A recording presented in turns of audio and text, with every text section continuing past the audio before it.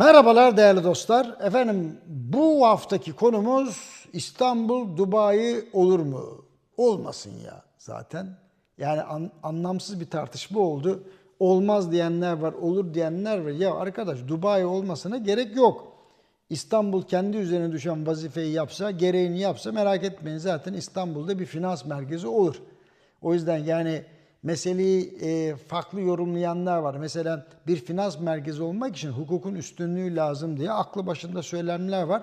Hukukun üstünlüğünü demokrasi zannedip ya kardeşim Birleşik Arap Emirlikleri'nde demokrasi mi var falan gibi tartışmaların içine girenler var. Ya ne alakası var? Ben biraz anlatayım. Açayım konuyu ki bu beyhude birbirimizi kırmayalım. Şimdi bakın. Birleşik Arap Emirlikleri, Katar, Bahreyn ve Suudi Arabistan'da zaten demokrasiyle alakalı bir takıntı yok. Böyle iddiaları da yok. Kuruluş felsefelerine özgü bir hukuk uyguluyorlar. Dolayısıyla bu çerçevede demokrasi, özgür irade falan filan bunlar olmadığı gibi sadece koydukları kuralları saatte bir değiştirmedikleri için istikrarlılar. Yani yerlisi, yabancısı başına ne geleceğini gayet iyi biliyor.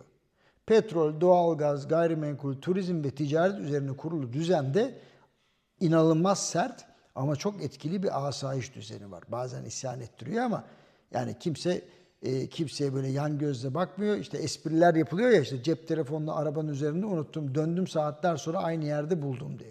Şimdi suç oranları caydırıcılık sebebiyle oldukça düşük ve yabancı ülkelerden gelenler kuralları uyarlarsa başlarına bir şey gelmeyeceğini gayet iyi biliyorlar. Türkiye farklı. Türkiye laik, demokratik ve eşitliğe dayanan bir hukuk devleti.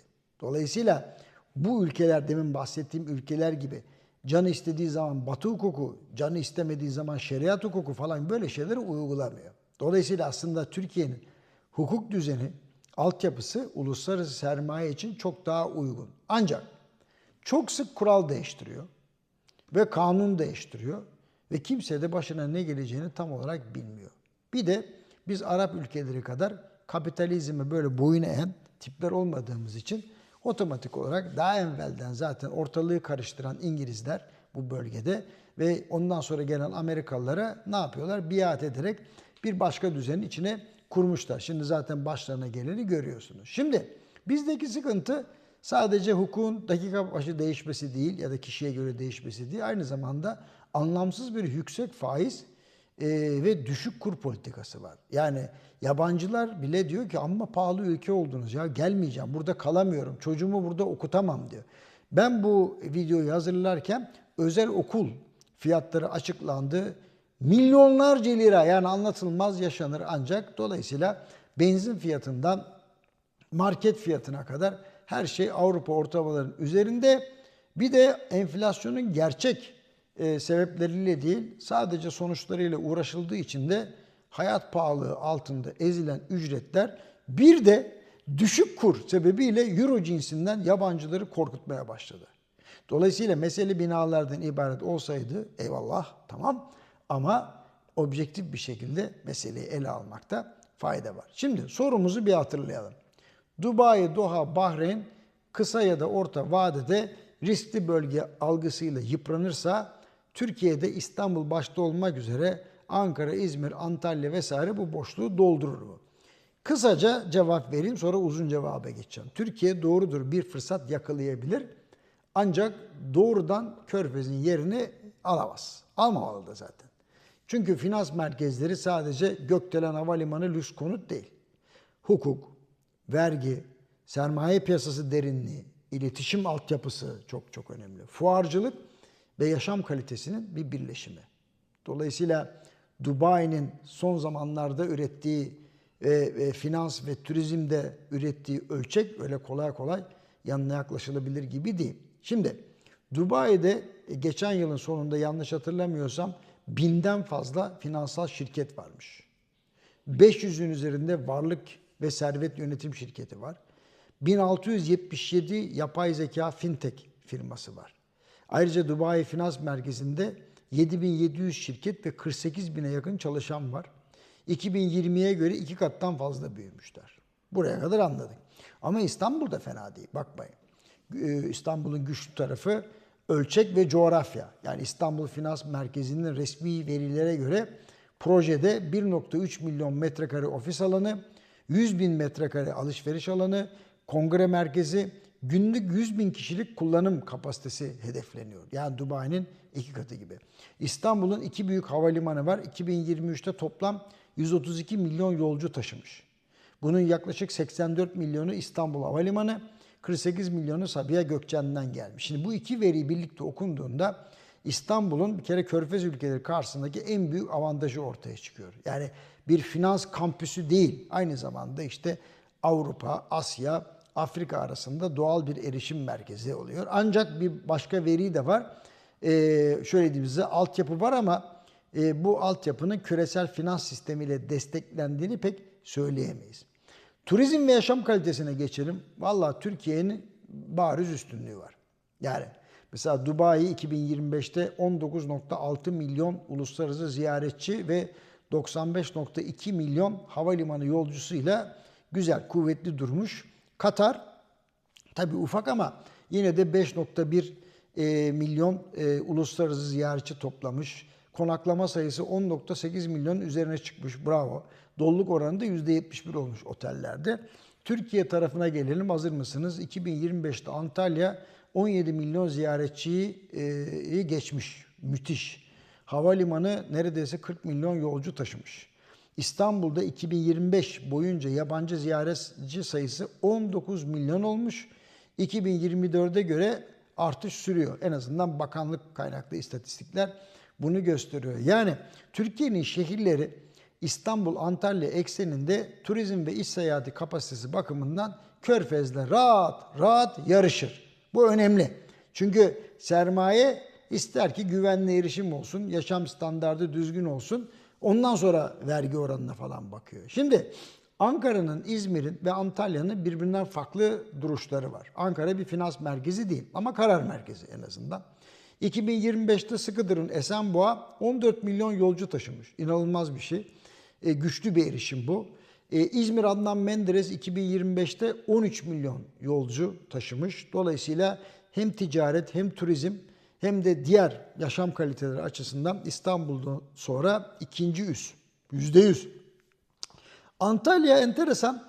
Sermayenin yaşam şehri diyebiliriz. Çünkü turizm hacmi var, otel kapasitesi var, uluslararası tanınırlık zaten ortada ve yeni havalimanının da yatırımları var. Güzel. Ben sık sık gidip geldiğim için konferansı biliyorum. Dolayısıyla savaşın gölgesinde Körfez'den kaçmak isteyen olursa burası yani rahat rahat insanları ağırlar. Burada Türkiye'nin avantajı bir kere tek şehirde değil. Yani biz Dubai gibi değiliz. İstanbul, Ankara, İzmir, Antalya, daha başka şehirler de var. Dolayısıyla Körfez ülkelerinde çok yani yaşam ve karar merkezi aynı dar coğrafyada sıkışmışken bizde biraz daha geniş geniş. Gayrimenkule bakalım istiyorsanız, sıkılmadıysanız eğer. Gayrimenkulde Türkiye tarafında fırsat var. Mesela Dubai'de konut piyasası 2025'te savaştan önce rekor kırdı. Toplam satış değerleri yani al sat yapa yapa 137 milyar dolar olmuş. 205.400 işlem yapılmış. Düşünsenize. Dubai geneli konut fiyatına bakılınca biraz pahalı. Yani şöyle diyeyim yani 10 bin dolarların üzerine çıkıyor. 20 bin dolarlar vesaire de var. Türkiye'de ise biraz daha ucuz. 2025'te konut satışları biraz toparlanmış gözüküyor ama reel olarak fiyatlar yine geride kaldı. Ama İstanbul ve Antalya gibi şehirler Dubai'ye göre hala biraz daha ucuz fırsatlar sunuyor. Ama yani piyasa şeffaflığı daha önemli tabii. Ucuzluk yani uzun vadeli sermaye için yani çok da cazibeli bir laf değil, onu da söyleyeyim. Ama Fransız gazetesi Le Monde var. Geçenlerde İstanbul kiraları üzerine bir yazı yazmış. İstanbul'daki kiralar. O biraz böyle aşırı dalgalandığı için aman dikkat demişler. Yani intibayı da düzgün tutmak lazım. Bankacılık sistemimiz ya büyük bizim. BDDK verilerine göre Türk bankacılık sistemi 2026 Şubat itibariyle 50 trilyon liraya ulaşmış. Muazzam bir şey. Ölçek olarak güçlüyüz. Ama yani uluslararası finans merkezi olmak için bu aktif büyüklüğü tek başına yetmez. İşte serbest sermaye giriş çıkışları, tahkim lazım, ürün çeşitliliği vesaire. Dubai Finans Merkezi ise ayrı bir hukuk, tahkim ve uluslararası yatırımcı dostu çevre sürüyor. Onu söyleyeyim. Yani mesela Katar Finans Merkezi'nin 2025 yılı ortası itibariyle 3300 kayıtlı firmaya ulaştığını da söyleyeyim. Yani Körfez'de sadece vergiyle gitmiyor işler. Bir de hukuki mimari var orada, onu söyleyeyim. Biraz dual, yani ikili ama olsun. Türkiye'nin zayıf tarafı da aslında burası. Yani İstanbul Finansal Merkezi ya da İstanbul Finans Merkezi fiziksel olarak iddialı. Yani binaları görün, inanılmaz teknolojisi falan, ama küresel fon yöneticisi ilk ofise bakmaz. İhtilaf çıkarsa hangi mahkemeye başvuracağım der. Hangi hukuk, hangi takvim falan diye soruyorlar. Dolayısıyla burada da dikkatli olalım. Fuarcılık işinde Allah'tan çok iyiyiz. Çünkü Dubai finans merkezi olduysa sadece işte kanuni altyapıdan da olmadı. Aynı zamanda yıl boyunca sürekli devam eden fuar, kongre, bir de yatırım etkinlikleri var. Dolayısıyla böyle bir network oluşturmuş. Türkiye'de İstanbul'un fuarcılık altyapısı büyük. Antalya'nın kongre turizmi potansiyeli inanılmaz yüksek. İstanbul'un ticari fuar geçmişi zaten çok güçlü. Ama bunlardan hiçbiri maalesef henüz Dubai'ye kadar küresel bir marka üretemedi.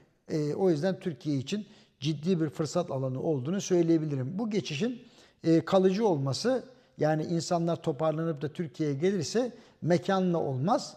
Uluslararası takvim, bir de marka inşa etmek lazım. Aksi takdirde Türkiye Körfez'den çıkan talebin sadece geçici bir durağı olur. Yani Dubai mesela 2025'te finans, turizm, gayrimenkulü aynı anda büyüttü.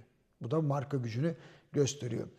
Gelelim son maddelere. İletişim ve haberleşme altyapısı. Valla yani Körfez çok daha iyi bizden.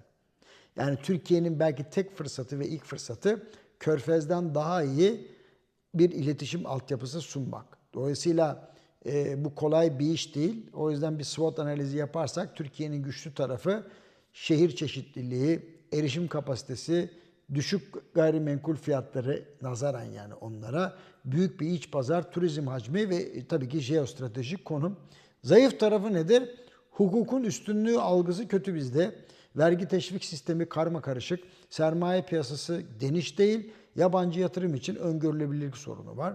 Fırsatlar nedir derseniz, savaş nedeniyle Körfez'de oluşacak algı bozulması, hava sahası ve güvenlik riski sebebiyle şirketlerin operasyon çeşitlendirmesini direkt Türkiye'ye doğru kaydırır. Geçenlerde Sayın Cumhurbaşkanı'nın böyle bir demeci vardı. Yani şirketlerin merkezi olmaya doğru gidiyoruz diye. İkinci adres arayışında Türkiye gayet iyi. Tehdit ne? Bahsettiğimiz reformlar yapılmazsa, altyapı, üst yapı, mevzuat falan, Körfez'den çıkan sermaye kalıcı üs olmaz burada. İstanbul ve Antalya'ya böyle teğet geçiş yaparlar. Aman ne güzel buraları falan diye. Dolayısıyla tam olarak bunları kalıcı olarak burada tutunduramayız. O yüzden şöyle bitireyim. İstanbul, Ankara, İzmir, Antalya, Doha, Dubai ve Bahreyn'in hemen yerini alamaz. Ama doğru adımlar atılırsa pekala da alabilir. Bunun için yapılması gerekenleri de saydık efendim. Kolay gelsin.